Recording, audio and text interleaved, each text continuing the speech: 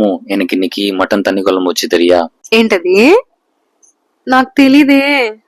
அது ஒன்றும் கஷ்டம் இல்லடா பட்டு, எப்படி பண்றதுன்னு நான் சொல்லித்தரேன். అయితే ఓకే. அதுக்கு கொஞ்சம் நல்லெண்ணெய் ஹீட் ஆனதுக்கு அப்புறம் சின்ன ஆனியன் ஆட் பண்ணணும். இந்த ரெசிபிக்கு இதுதான் மஸ்ட். இதுக்கு ஸ்மால் ஆனியன் யூஸ் பண்றோம்னு சொல்லு. తెలీదే. எதுக்குன்னா ஸ்மால் ஆனியன் பாடி ஹீட்டை ரெடியூஸ் பண்ணும்.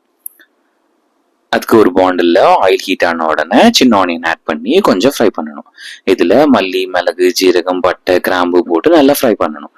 ஆனியன் பிங்க் கலரில் வந்ததுக்கப்புறம் கருவேப்பிலை ஆட் பண்ணணும். அப்புறம் சின்னதாக கட் பண்ணி வச்சிருக்க டொமேட்டோவை ஆட் பண்ணி நல்லா ஜூஸி ஆகிற வரைக்கும் நல்லா வதக்கிக்கோங்க. அப்புறம் கொஞ்சம் ஜிஞ்சர் கார்லிக் பேஸ்ட், மஞ்சள் பொடி, சில்லி பொடி, மல்லிப்பொடி எல்லாத்தையும் ஆட் பண்ணி ரா ஸ்மெல் போகிற வரைக்கும் நல்லா வதக்கிக்கோங்க. அதுலேயே கொஞ்சம் உப்பு ஆட் பண்ணிக்கோங்க. கொஞ்சம் சூடு ஆனதுக்கப்புறம் பேஸ்ட்டை அரைச்சி வச்சுக்கோங்க.